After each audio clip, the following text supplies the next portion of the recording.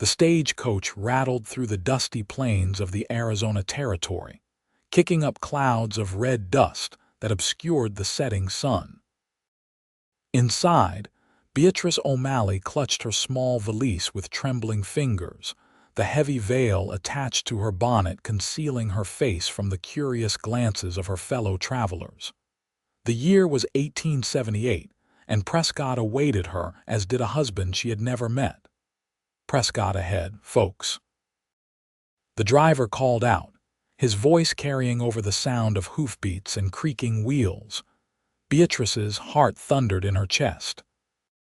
3 months of correspondence had led to this moment, letters exchanged with Ethan Calloway, a cattle rancher outside Prescott who sought a wife through a matrimonial agency in Boston.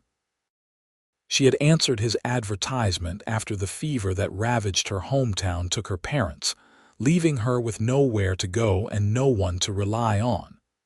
The East held nothing but painful memories now. The West offered a fresh start.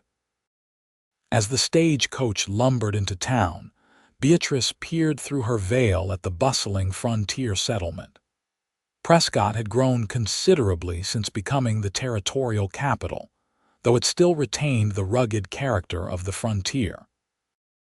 Wood-planked sidewalks lined the main street, connecting an assortment of businesses: saloons, a general store, a hotel, and what appeared to be a newly constructed courthouse at the far end of the street. The coach lurched to a stop in front of the Prescott Hotel. Beatrice remained seated as the other passengers disembarked, gathering her courage. When the driver opened the door for her, she finally stepped down, her gaze sweeping the small crowd that had gathered around the stagecoach. A tall man stepped forward, removing his hat.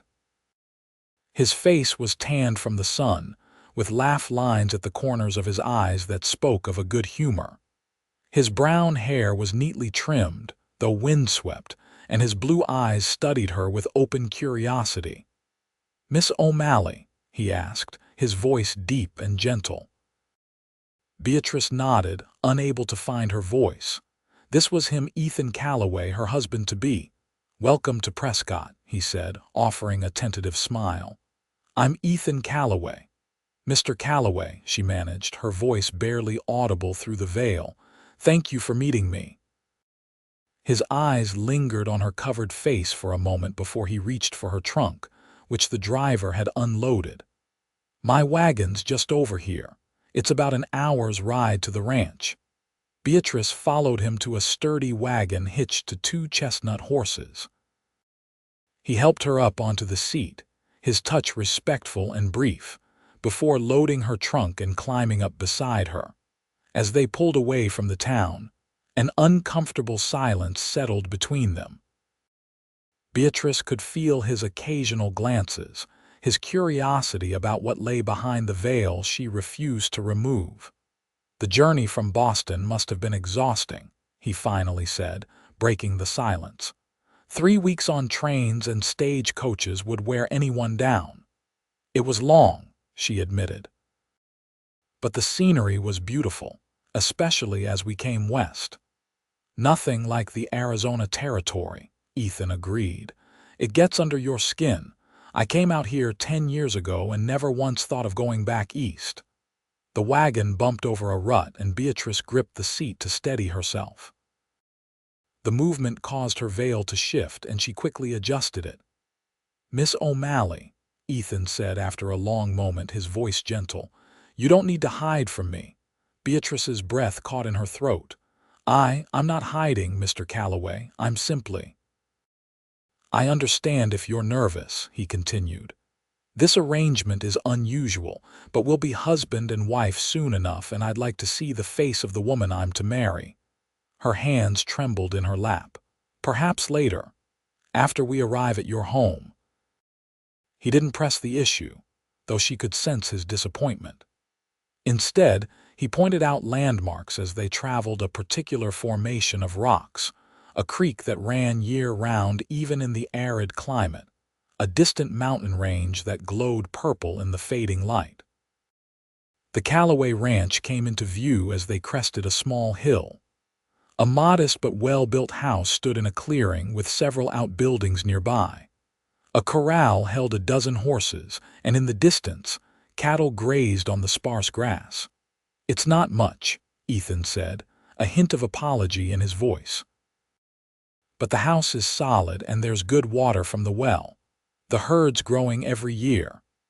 "It looks lovely," Beatrice said sincerely. After weeks of travel, the prospect of a real home, even a humble one, was deeply appealing. Ethan brought the wagon to a stop in front of the house and helped Beatrice down. As her feet touched the ground, a large, shaggy dog bounded around the corner of the house, barking excitedly. "That's Buck," Ethan said, restraining the enthusiastic animal. "He's friendly, just loud." An older woman emerged from the house, wiping her hands on her apron.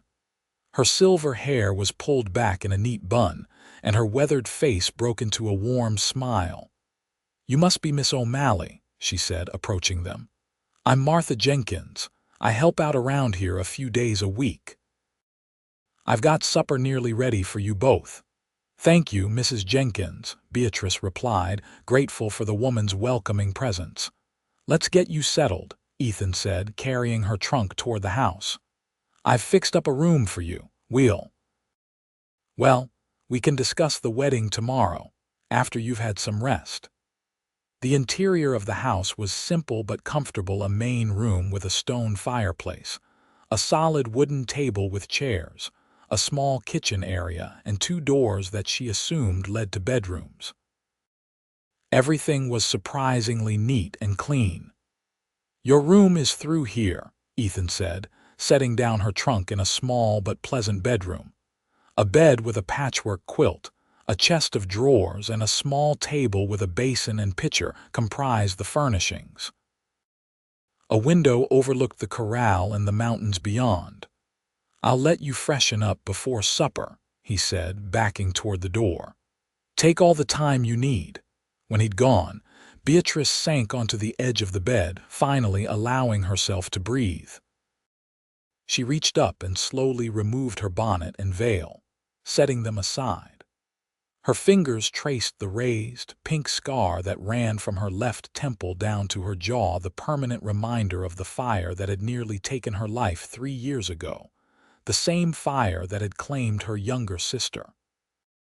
She poured water into the basin and washed away the dust of travel, carefully avoiding her own reflection in the small mirror hanging on the wall. How long could she delay the inevitable? Eventually, Ethan would see her face, see the scars, and then what would happen? Would he still want her as his wife? The aroma of cooking food drifted through the door, and Beatrice realized how hungry she was. She couldn't hide in this room forever. Sighing, she reached for her veil, securing it back in place before venturing out to join Ethan and Mrs. Jenkins for supper. Ethan looked up as she entered the main room, a flicker of disappointment crossing his face when he saw that the veil remained in place. Nevertheless, he pulled out a chair for her at the table. "Mrs. Jenkins has made her famous venison stew," he said. "Best you'll find in the Arizona territory." "You're too kind, Mr. Calloway," Mrs. Jenkins said, placing a steaming bowl in front of Beatrice. "It's just stew, but a hearty meal is what this young lady needs after her journey." Beatrice hesitated, then carefully lifted her veil just enough to allow her to eat, keeping the scarred side of her face turned away from them. The stew was indeed delicious, rich with tender meat and vegetables. Mrs. Jenkins kept the conversation flowing with local gossip and questions about Boston that didn't require lengthy answers. "Will you be staying the night, Mrs. Jenkins?" Beatrice asked, hoping the older woman's presence might ease the awkwardness of the situation. "Oh no, dear. My husband's waiting for me at home, but I'll be back tomorrow to help with the washing. Mr. Calloway's been stockpiling it, knowing you were coming." She smiled at Ethan fondly. "He's not much for laundry, this one. After supper, Mrs. Jenkins took her leave, departing in a small buggy that had been tethered behind the house. With her gone, the silence between Beatrice and Ethan grew heavy. "Would you like some coffee?" he offered, moving to the stove. "Yes, thank you," she replied, grateful for something to occupy them. He poured 2 cups and brought them to the table, sitting across from her. His eyes, kind and patient, studied what little he could see of her face.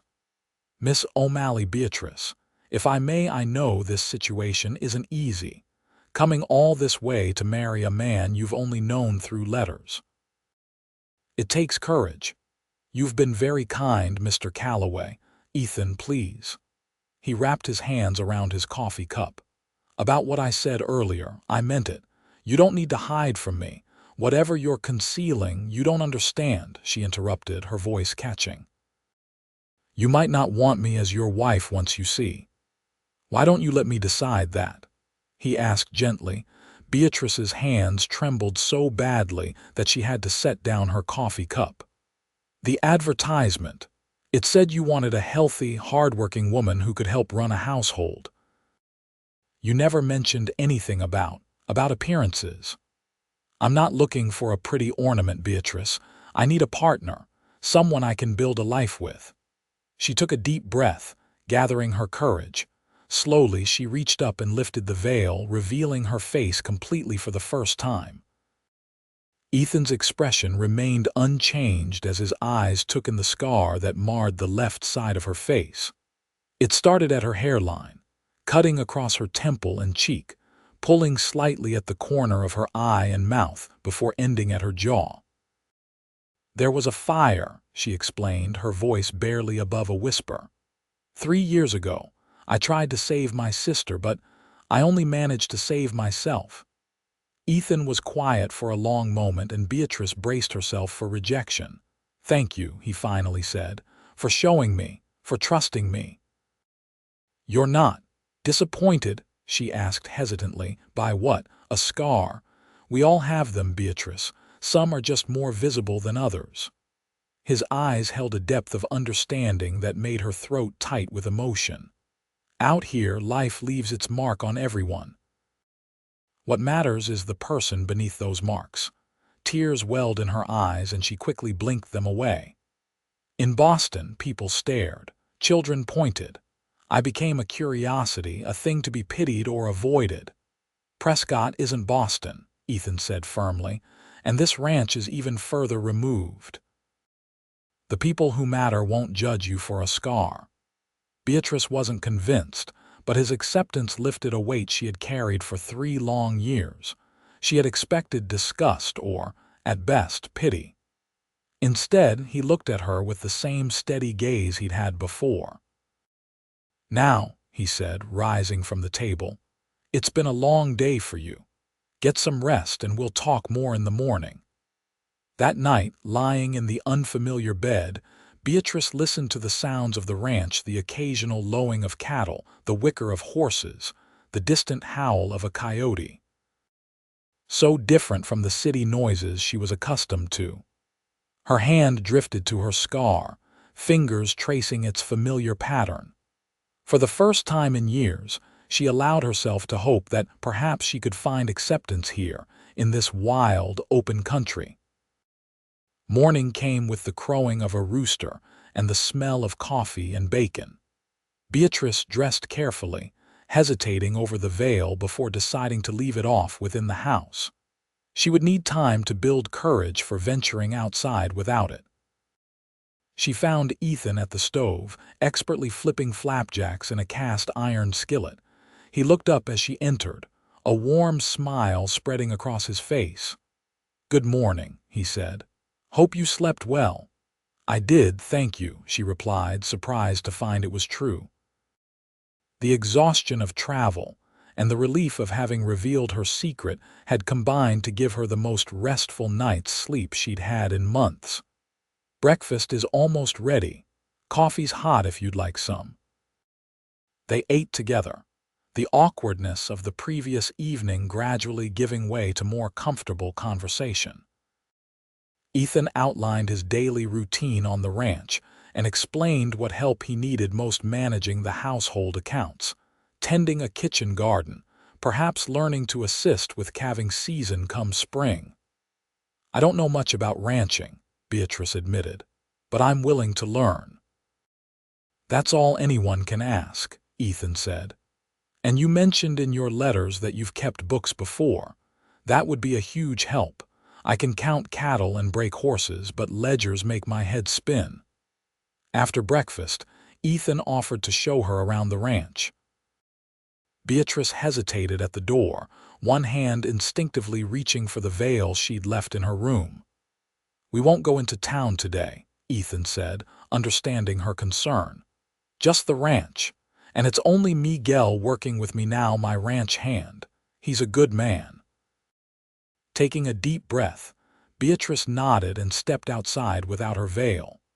The morning sun was warm on her face, a gentle breeze carrying the scent of sage and dust. Ethan showed her the barn, the chicken coop, the corral where he trained horses, and the small garden plot that had been neglected. "I've tried," he said ruefully, gesturing at the weedy patch. "But between the cattle and the horses, there's never enough time." "I can tend a garden," Beatrice said, already thinking about what vegetables might grow in the arid soil. "My mother always kept one, and I helped her."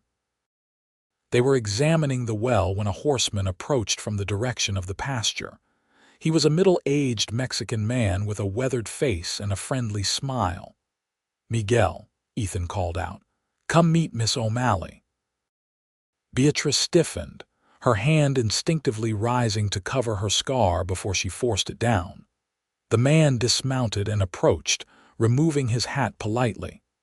"Miss O'Malley, this is Miguel Hernandez. He's been working with me for 5 years now, and I'd be lost without him." "Señorita," Miguel said with a respectful nod. "Welcome to Rancho Calloway." His eyes registered her scar, but his expression remained courteous and warm. "Ethan has talked of nothing else but your arrival for weeks." Ethan cleared his throat, a hint of color rising in his cheeks. "Miguel exaggerates, but I was looking forward to your arrival, that's true." Miguel's easy acceptance eased some of Beatrice's anxiety. Perhaps Ethan was right about people here being different from those in Boston. Over the next few days, Beatrice settled into a routine at the ranch. Mrs. Jenkins came 3 times a week to help with the heavier household tasks, and between them, they managed to bring order to the bachelor household. Beatrice discovered that while Ethan kept things reasonably clean, there were many touches that had been neglected in a house without a woman's presence: curtains that needed washing, rugs that needed beating, cupboards that needed organizing. She also began working on the garden, clearing weeds and preparing the soil with Miguel's occasional help. The ranch hand was a quiet, steady presence, respectful of her privacy but friendly in his own reserved way. Ethan, true to his word, never mentioned her scar again. He treated her with a careful courtesy that gradually relaxed into a more comfortable companionship, as they learned each other's habits and preferences. In the evenings, they would sit by the fire, sometimes talking, sometimes in companionable silence as Beatrice sewed and Ethan whittled or cleaned his tack. A week after her arrival, Ethan broached the subject of the wedding. "The circuit preacher comes through Prescott every 3rd Sunday," he said as they finished supper. "That's in 10 days, I thought. If you're agreeable, we could be married then." Beatrice set down her fork, her heart quickening. Despite their growing ease with each other, they had carefully avoided any mention of the physical aspects of marriage. Ethan had been a perfect gentleman, never pushing for more intimacy than she was ready to offer. "That seems reasonable," she said carefully. "But I should. That is, I think we should discuss expectations." Ethan's expression grew serious.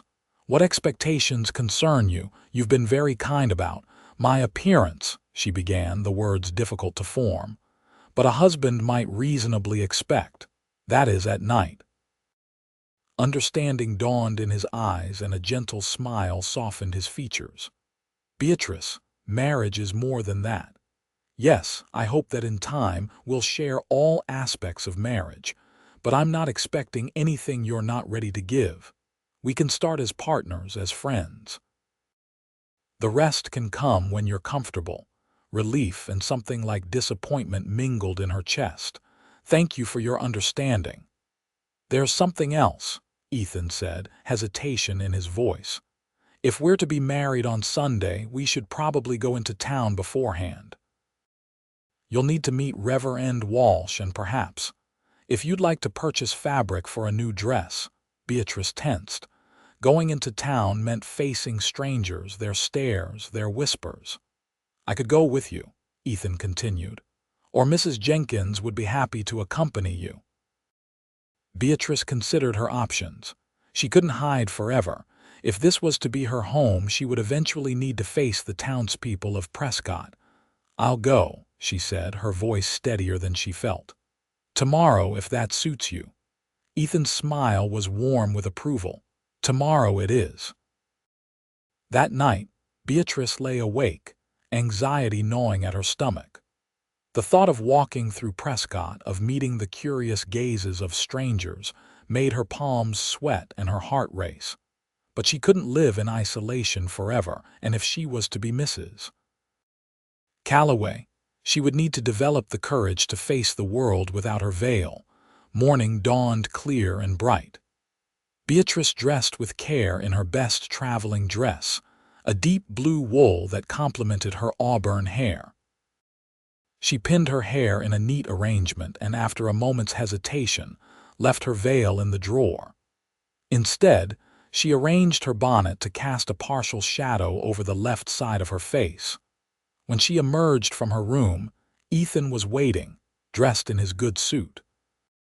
His eyes widened slightly at the sight of her without her veil, but his smile was genuine.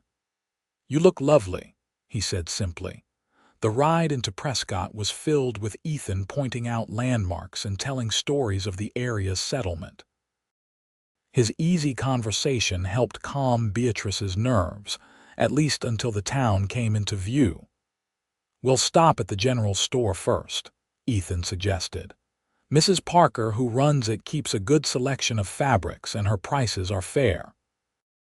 As he helped her down from the wagon in front of the general store, Beatrice was acutely aware of the glances from passers-by. She kept her head slightly turned, the scarred side away from casual observation. The bell above the door jingled as they entered the store. A plump, middle-aged woman looked up from behind the counter, her face lighting with recognition. Mr. Calloway, it's been a while since you've graced my establishment. Mrs. Parker, Ethan greeted her warmly. I'd like you to meet Miss Beatrice O'Malley. She arrived from Boston last week. Mrs. Parker came around the counter, her hand extended. Miss O'Malley, welcome to Prescott. We've all been curious about Mr. Calloway's mail-order bride.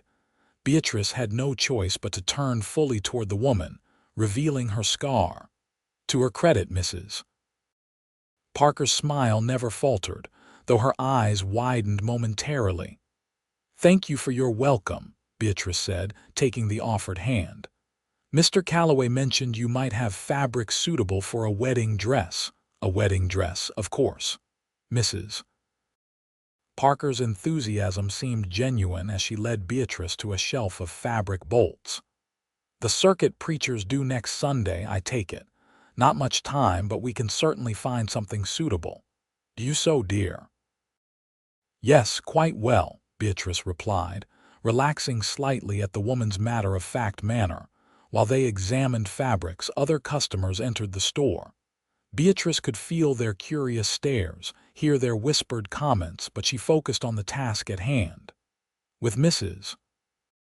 Parker's help, she selected a cream-colored cotton with a subtle pattern of vines and small flowers, not as elaborate as the silk wedding gowns of Boston society, but appropriate for a frontier wedding. Mrs. Jenkins mentioned you might need other supplies as well, Ethan said as Mrs. Parker measured and cut the fabric. Household items, personal necessities. Beatrice felt a flush of pleasure at his thoughtfulness. Yes, there are a few things I could use.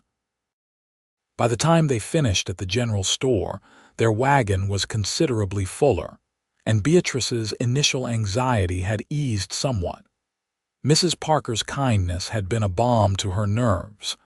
Their next stop was the church, a simple white-painted building at the edge of town.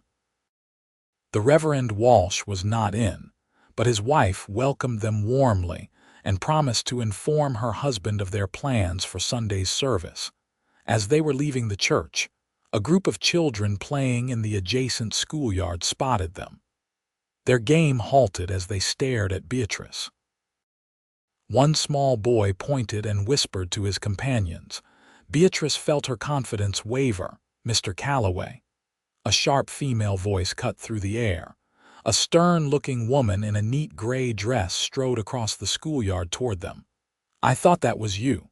"Miss Thompson," Ethan greeted her. "How are the students progressing?" "As well as can be expected, given their propensity for mischief rather than scholarship," she replied, before turning her attention to Beatrice. "You must be Miss O'Malley. Mrs. Jenkins mentioned you'd arrived."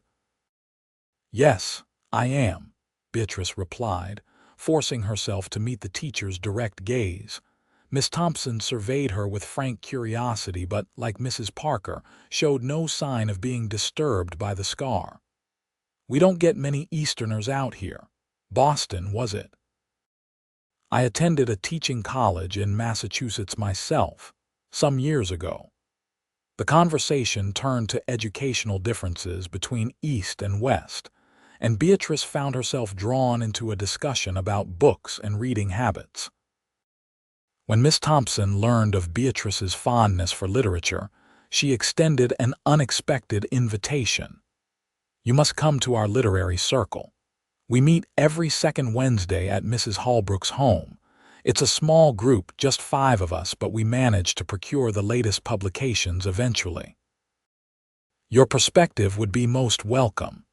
Before Beatrice could respond, a commotion from the schoolyard demanded Miss Thompson's attention. With a hasty farewell, she hurried back to separate 2 squabbling boys. "Miss Thompson doesn't extend social invitations lightly," Ethan remarked as they walked back to their wagon. "She must have taken a liking to you." "She was refreshingly direct," Beatrice said. The teacher's no-nonsense attitude had been a welcome change from the pitying glances she was accustomed to receiving. Their final errand was to visit the Prescott Hotel, where Ethan had arranged rooms for Beatrice's first night after her arrival, before he'd met her at the stagecoach. He needed to settle the account, and Beatrice waited in the lobby while he spoke with the clerk. As she stood there, she became aware of whispers from a group of well-dressed women seated in the hotel's small parlor. Their glances in her direction were not subtle, and their expressions ranged from curiosity to poorly disguised revulsion. "Can't imagine why he'd choose."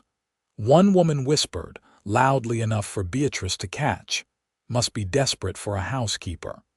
Another replied, "Wouldn't want to wake up to that face every morning." Heat flooded Beatrice's cheeks and she turned away, blinking back sudden tears. She had known there would be unkind remarks, had prepared herself for them, but the reality still stung. A hand touched her elbow gently and she looked up to find Ethan beside her, his expression concerned. "Ready to go?" he asked quietly. She nodded, not trusting her voice. As Ethan guided her toward the door, he paused, turning back to face the gossiping women who fell silent under his gaze. "Ladies," he said, his voice carrying clearly across the lobby, "I'd like to introduce my fiancée, Miss Beatrice O'Malley of Boston. We're to be married this Sunday, and I count myself the luckiest man in the Arizona Territory to have won her hand."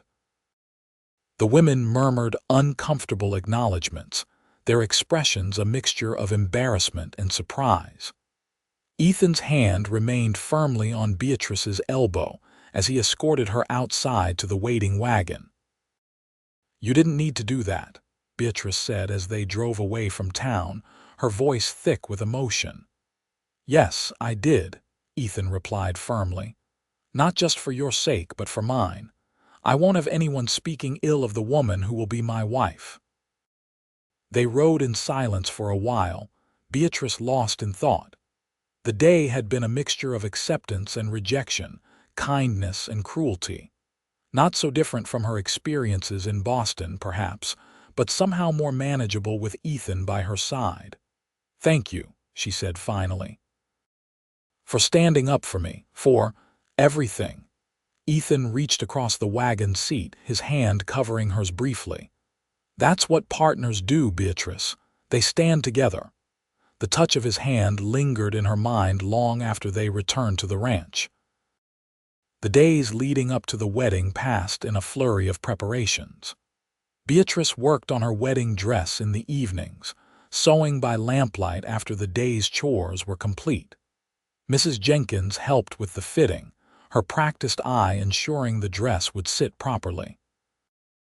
Ethan, meanwhile, spent long hours in the fields with Miguel, making sure the cattle were well tended so that he could take a few days away from the ranch after the wedding.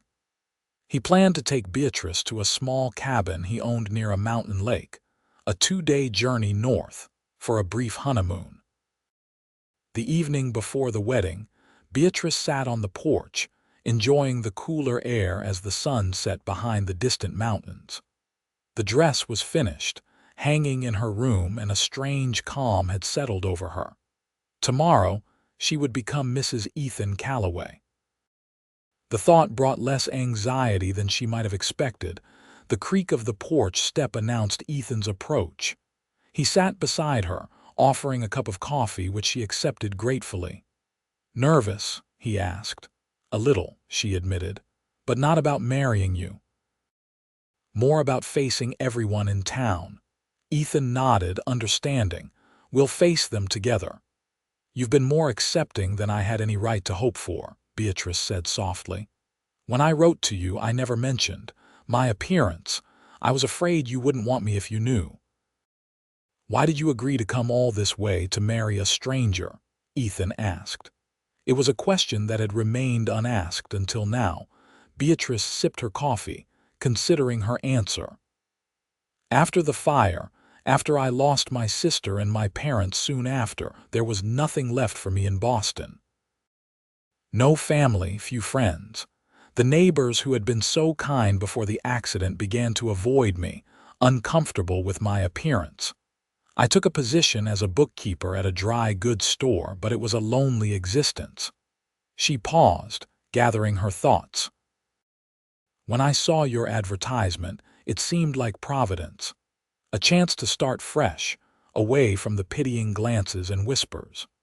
I told myself that even if you were disappointed by my appearance, at least I would be far from Boston, in a place where I might build a new life." "And are you disappointed?" Ethan asked quietly. "With what you found here?" Beatrice turned to look at him, really look at him in the fading light. His face was open, honest, a face she had come to trust in the short time she had known him. "No," she said truthfully. "I'm not disappointed at all." Something shifted in Ethan's expression, a softening around his eyes. "Neither am I." The moment stretched between them, filled with unspoken possibilities. Then Ethan cleared his throat and stood. "We should get some rest. Tomorrow will be a big day." Beatrice nodded, rising as well. At the door to her room she paused. "Ethan, thank you for seeing beyond the scar." "Thank you," he replied, "for being brave enough to come west to take a chance on a stranger." "Good night, Beatrice." "Good night." Sunday dawned clear and bright. Mrs.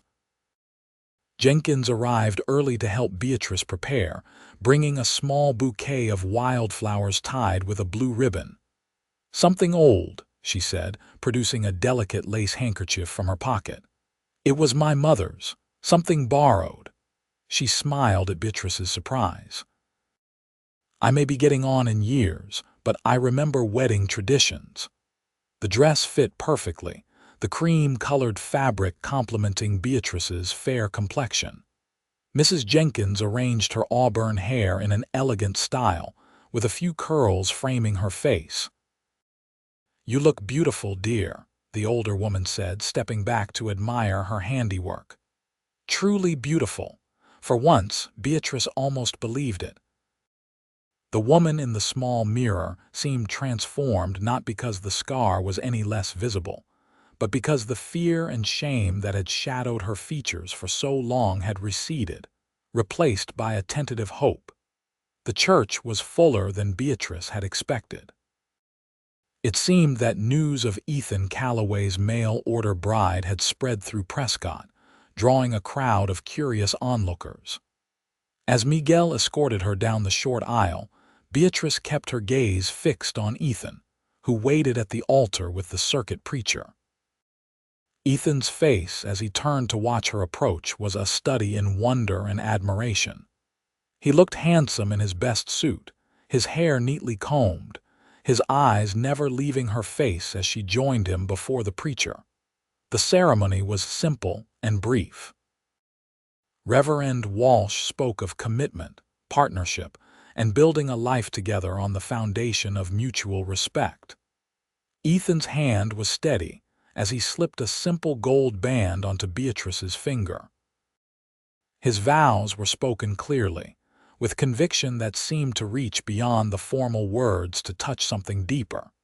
When the preacher pronounced them husband and wife, Ethan hesitated only briefly before leaning in to place a gentle kiss on Beatrice's lips there first.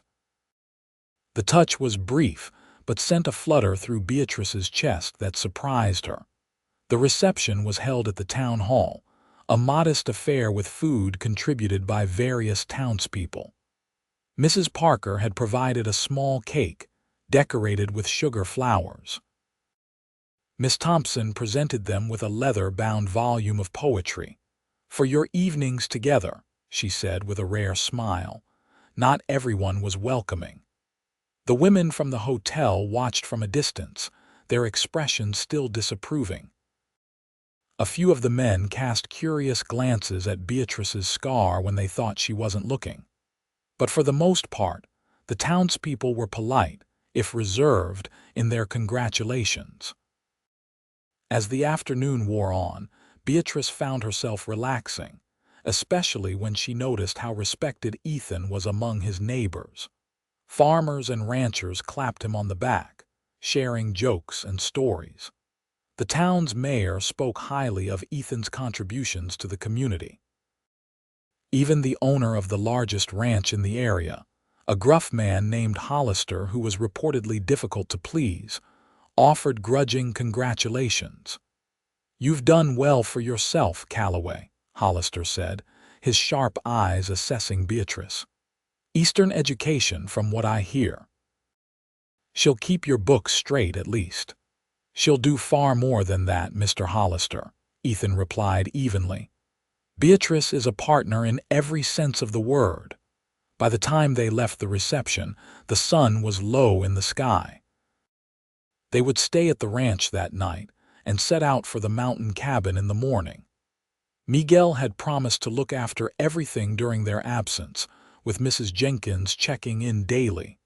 The ride back to the ranch was quiet, both of them tired from the day's events. When they arrived, Ethan helped Beatrice down from the wagon, then surprised her by scooping her into his arms to carry her across the threshold. "Welcome home, Mrs. Calloway," he said softly as he set her down in the main room of the house, their house now. "Thank you." "Husband," Beatrice replied, the word still unfamiliar on her tongue. The awkwardness she had feared didn't materialize. Instead, they moved around each other with the ease of people who had already established a comfortable routine. Ethan built up the fire while Beatrice changed out of her wedding dress. They shared a simple supper of bread and cold chicken that Mrs. Jenkins had left for them, talking quietly about the day's events. When the time came to retire, however, the unavoidable question arose. Ethan hesitated, watching Beatrice carefully. I meant what I said before, he told her. We can take our time. I can sleep in the barn if you prefer. Beatrice gathered her courage. That won't be necessary. We're married now. I would like to try to be a proper wife to you. Ethan's expression softened. And I want to be a proper husband to you. But proper doesn't mean rushing something you're not ready for. In the end, they shared the bed that had been Ethan's, now theirs. Ethan was gentle, patient, allowing Beatrice to set the pace of their physical relationship. When she tensed as he touched the scarred side of her face, he didn't pull away but instead placed a soft kiss on the damaged skin. "Every part of you is beautiful to me," he whispered.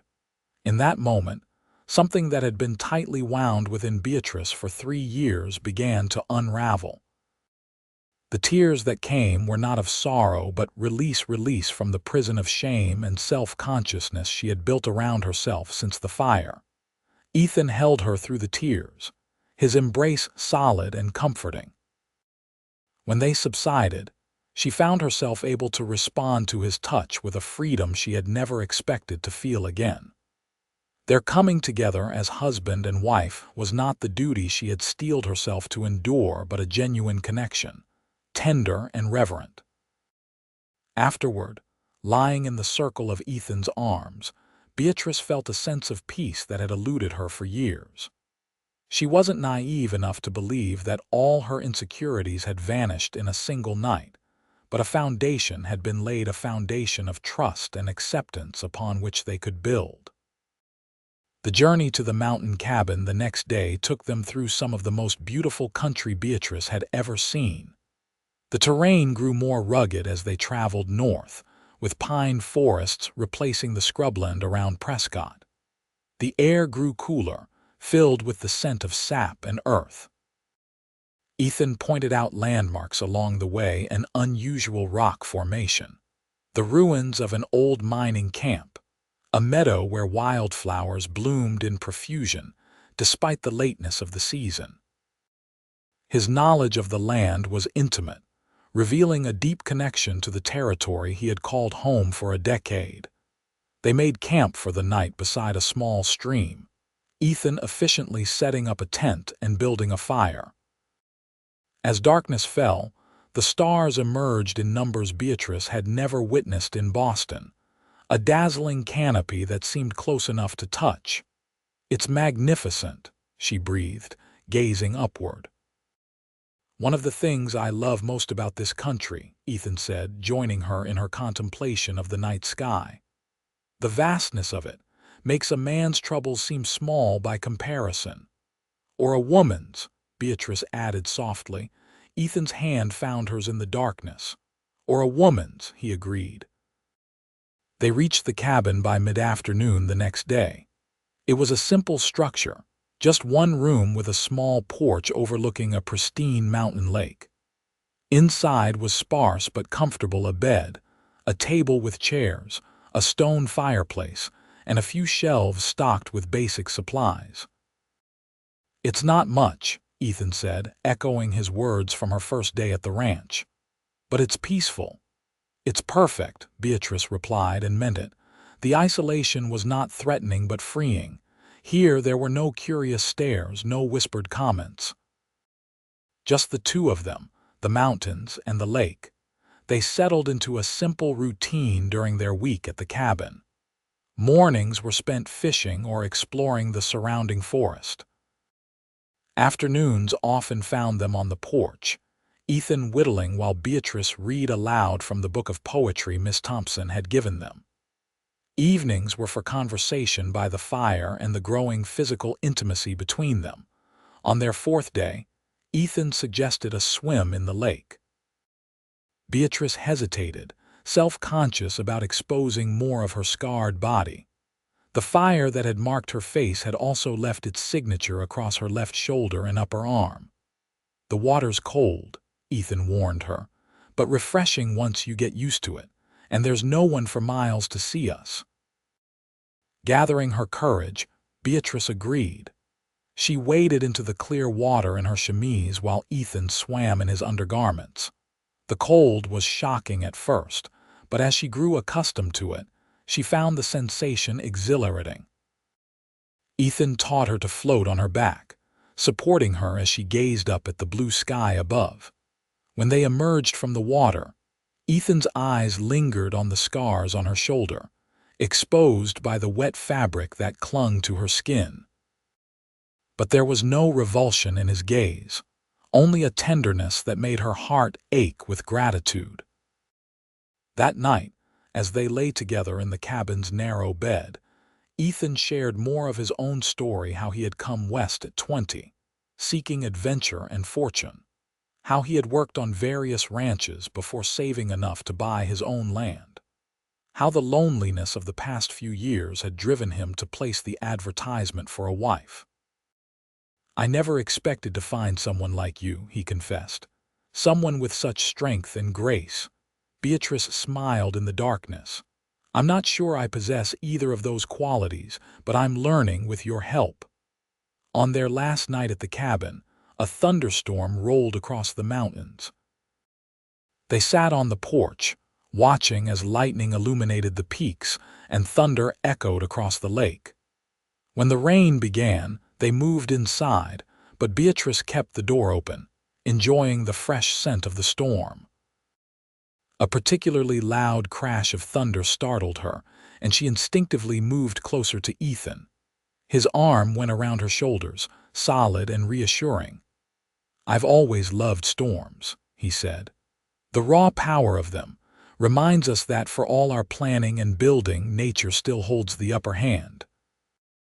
"They frightened me as a child," Beatrice admitted, "but now, there's something cleansing about them, as if the world is being washed clean." Ethan's fingers traced idle patterns on her arm. "Is that how you feel about coming west, like a cleansing?" Beatrice considered the question. "In a way. It's more like a rebirth. The person I was in Boston doesn't exist anymore. Here I'm becoming someone new." "I hope that new person is happy," Ethan said softly. Beatrice turned in his arms, meeting his gaze directly. "She is, happier than she ever expected to be." The storm outside mirrored the passion that ignited between them, wild and powerful yet ultimately life-giving. In its aftermath, they slept deeply, limbs entwined, the sound of rain on the cabin roof a lullaby.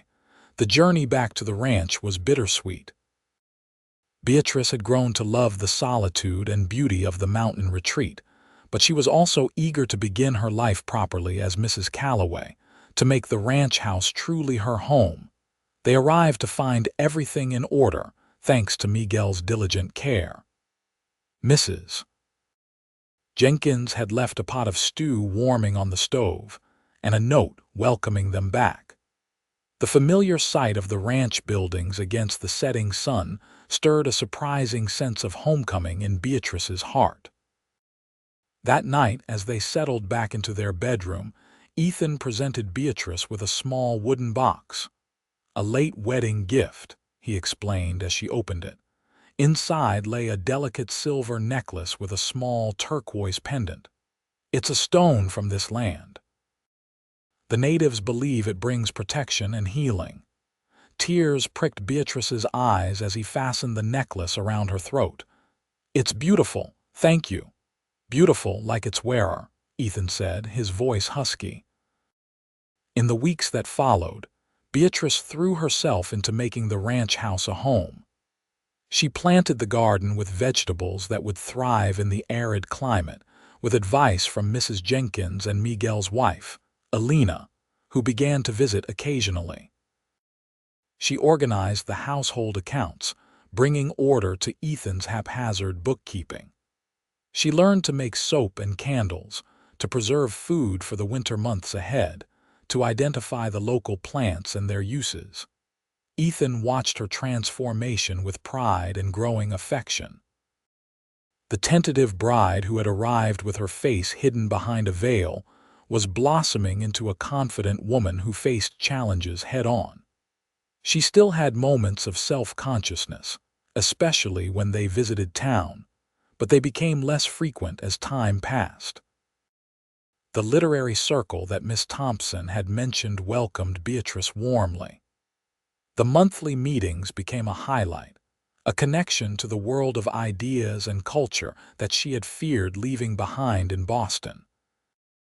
Through these gatherings, she formed friendships with women whose initial curiosity about her scar gave way to genuine interest in her perspective and experiences.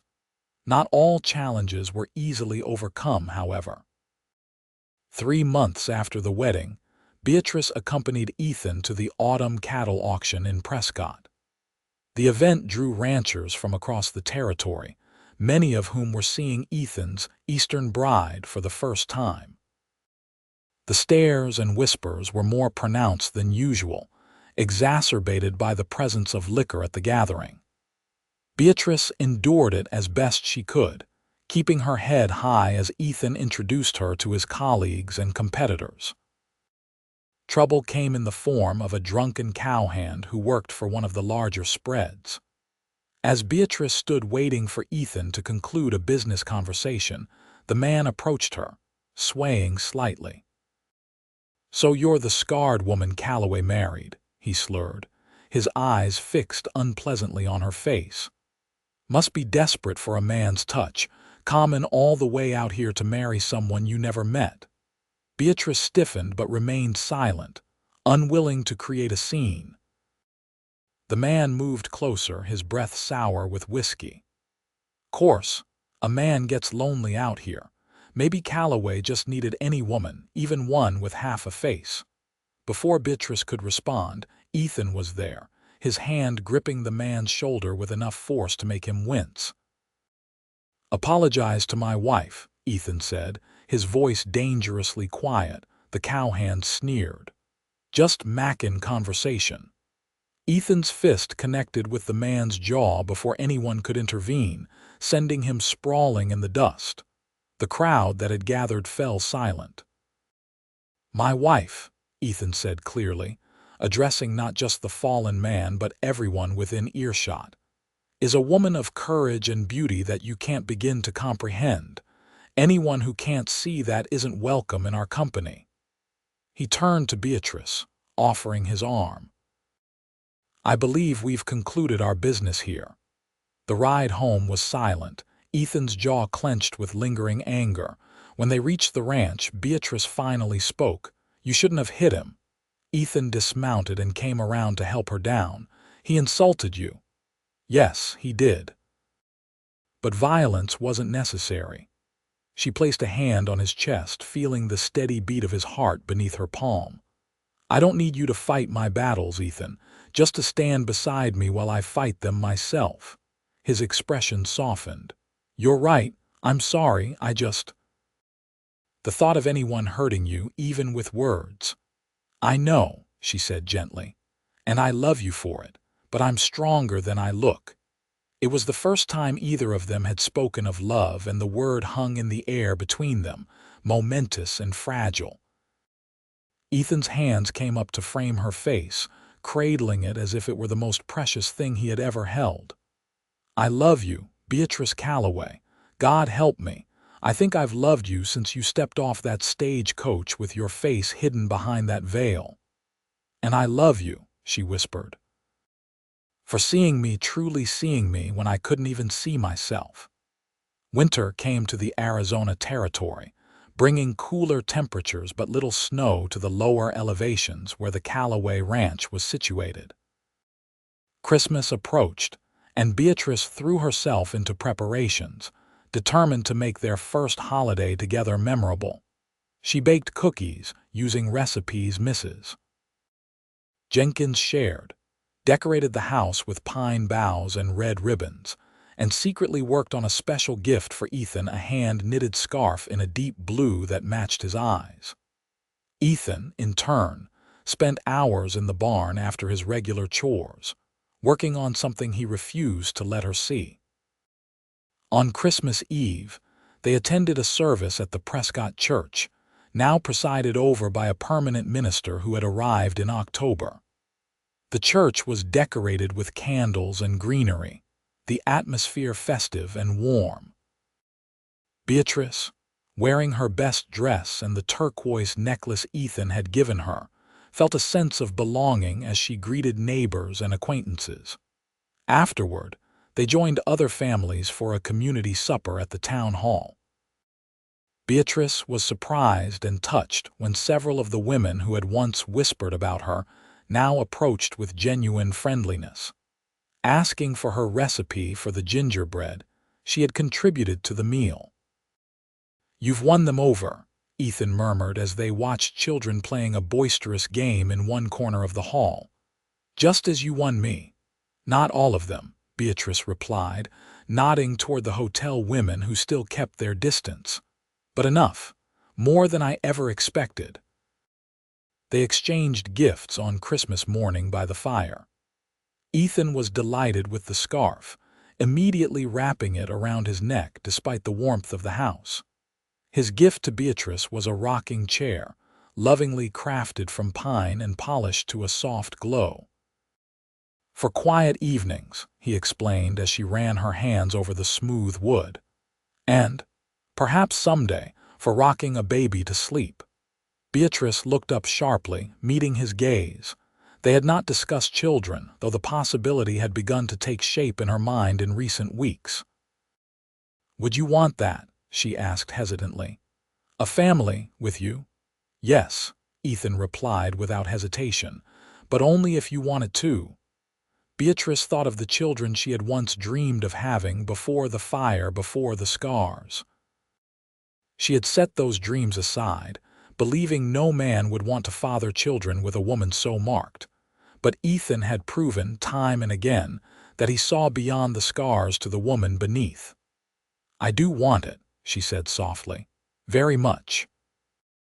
His smile was like the sunrise, brilliant and full of promise. "Then we'll hope for it together."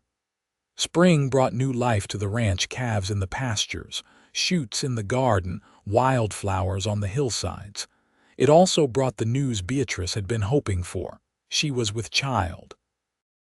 The local midwife, Mrs. Harmon, confirmed what Beatrice had begun to suspect when her monthly courses failed to appear for 2 months running. The baby would arrive in late autumn, just before the cold weather set in.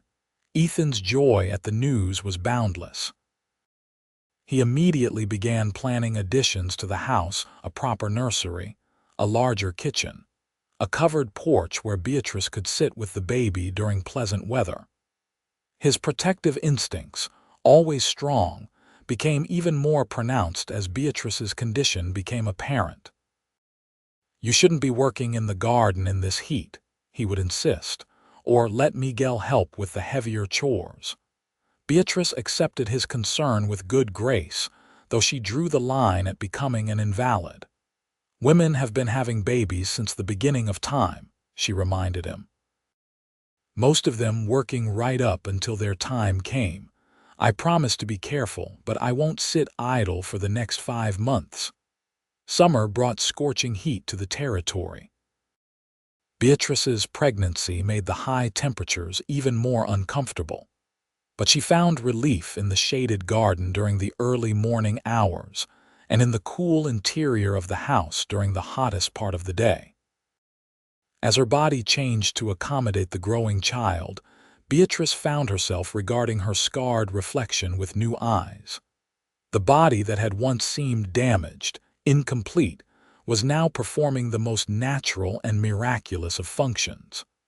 The scar remained, but it no longer defined her. One evening, as they sat on the newly constructed porch watching the sunset, Ethan placed a hand on Beatrice's rounded belly, marveling at the strong kicks of their child. "I've been thinking about names," he said. "If it's a boy, perhaps Thomas, after my father." "Thomas Calloway," Beatrice tested the name. "It has a strong sound, and if it's a girl, I thought perhaps." "Sarah," Ethan suggested gently. "After your sister." Tears welled in Beatrice's eyes at the unexpected gesture. "You wouldn't mind?" "I think it would be a beautiful tribute," he said, his arm tightening around her shoulders. "A way of bringing her with us into our future." Beatrice leaned into his embrace, overwhelmed with gratitude for this man who continued to surprise her with his understanding and compassion. "Thomas or Sarah Calloway," she murmured. "Either way, this child is already deeply loved." As autumn approached, preparations for the baby's arrival intensified. Mrs. Jenkins and Alina helped Beatrice prepare a layette tiny garments, soft blankets, diapers sewn from worn sheets. Ethan completed the nursery, furnishing it with a cradle he had crafted himself, and a small chest of drawers purchased on a trip to Prescott. The ladies of the literary circle, now firmly friends, organized a baby shower, a custom some of them had brought from back east. They gathered at the ranch house one afternoon in September, bearing gifts and advice for the mother-to-be.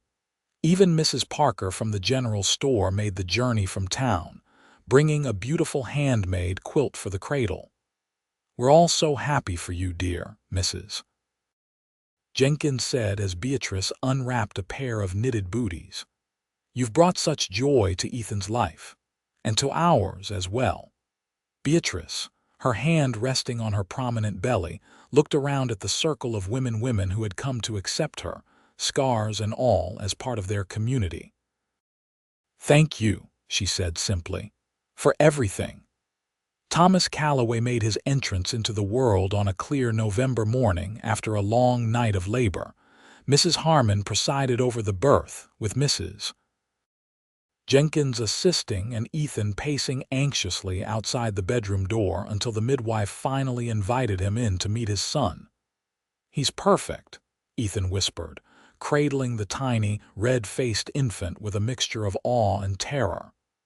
"Absolutely perfect." Beatrice, exhausted but radiant, watched as father and son became acquainted.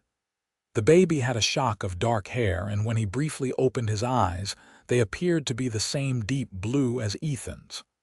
"Welcome to the world, Thomas," she murmured, reaching out to touch the impossibly soft cheek. "We've been waiting for you."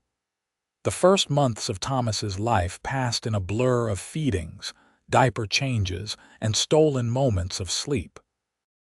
Ethan proved to be an enthusiastic, if sometimes clumsy father, willing to walk the floor with a crying infant at midnight to let Beatrice rest, changing diapers without complaint, proudly showing off his son to every visitor to the ranch. By the time spring returned to the territory, Thomas was a sturdy, happy baby with his father's blue eyes and his mother's auburn hair. He was fascinated by the world around him, especially the animals of the ranch. Buck, the shaggy dog who had greeted Beatrice on her first day, appointed himself the baby's special guardian, sleeping beside the cradle and alerting the household with soft woofs whenever Thomas awoke. On the anniversary of Beatrice's arrival in Prescott, Ethan surprised her with a picnic by the creek that ran through their property. Mrs. Jenkins had offered to watch Thomas for a few hours, giving the couple a rare opportunity to be alone together. As they sat on a blanket beneath a cottonwood tree, sharing cold chicken and fresh bread, Beatrice reflected on the journey that had brought her to this moment. "A year ago today, I stepped off that stagecoach terrified that you would reject me once you saw my face," she said, watching a butterfly dance over the wildflowers that dotted the creek bank. "I never imagined I could be this happy." Ethan reached out to tuck a strand of hair behind her ear, his fingers lingering on the scarred side of her face in a familiar, loving gesture. "When I saw you with that veil, I was so curious. But when you finally showed me your face, you know what I thought?" Beatrice shook her head. "I thought, here is a woman with courage, and I knew that was exactly what I needed in a partner, in a wife, in the mother of my children." He leaned forward to place a gentle kiss on her lips. "I love every inch of you, Beatrice Calloway, scars and all." "And I love you," she replied, her heart full, "for seeing beyond the veil to the woman beneath." As they rode back to the ranch, the house coming into view as they crested the small hill, Beatrice thought of the frightened, veiled woman who had arrived in Prescott a year before. That woman could never have imagined the fullness of the life that awaited her: a loving husband, a beautiful child, a community that had, for the most part, accepted her as one of their own. The scars remained, both the visible ones on her skin and the invisible ones on her heart. But they had faded in importance, becoming simply a part of her story rather than its defining feature. In this wild, open country, with this good, steadfast man by her side, Beatrice had found more than a fresh start. She had found healing, acceptance, and a love that saw beyond all veils to the truth of who she was.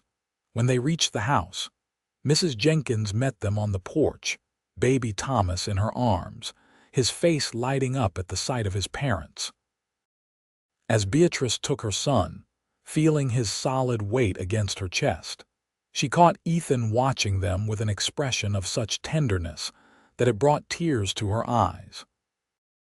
"Welcome home," he said simply, and in those two words was contained all the promise of their shared future, a future built on the foundation of a love that had begun when a mail-order bride arrived with her face hidden, and a cowboy said, "You don't need to hide from me.